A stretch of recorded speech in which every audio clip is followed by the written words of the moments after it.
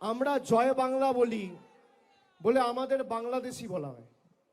দেশের প্রেসিডেন্ট, ভারতবর্ষের রাষ্ট্রপতি এই বাংলার মাটিতে কলকাতায় এসে নেতাজি ইন্ডোর স্টেডিয়ামে জয় বাংলা বলে গেছে।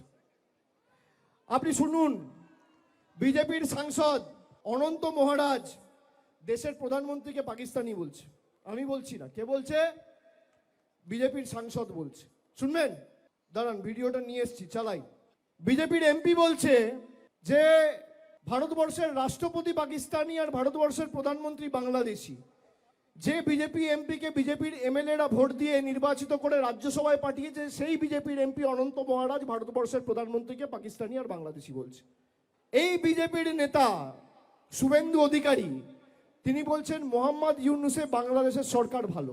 আপনারা গত 20 দিন বা 1 মাসে বাংলাদেশে যে নির্মমভাবে দীপু দাসকে হত্যা করেছে তার ঘটনা দেখেছেন।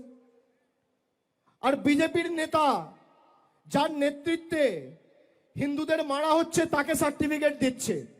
এই হচ্ছে বিজেপির হিন্দুত্ব। এরা নিজেদের হিন্দুদের রক্ষাকর্তা, ধারক বাহক বলে দাবি করে।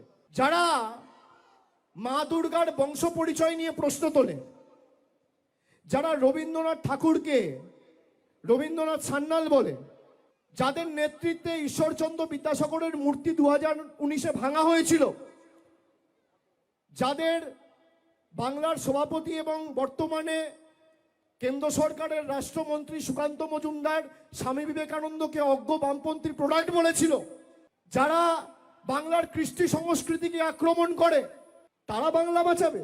যারা দিল্লির দালালি করে, দিল্লির নেতাদের জুতো চাটা ছাড়া আর কোনো কাজ নেই, যাদের খালি বাংলার মানুষের টাকা আটকে দিল্লির নেতাদের কাছে নাম্বার বাড়ানো যাদের একমাত্র কাজ, তারা বাংলার সম্প্রীতি রক্ষা করবে?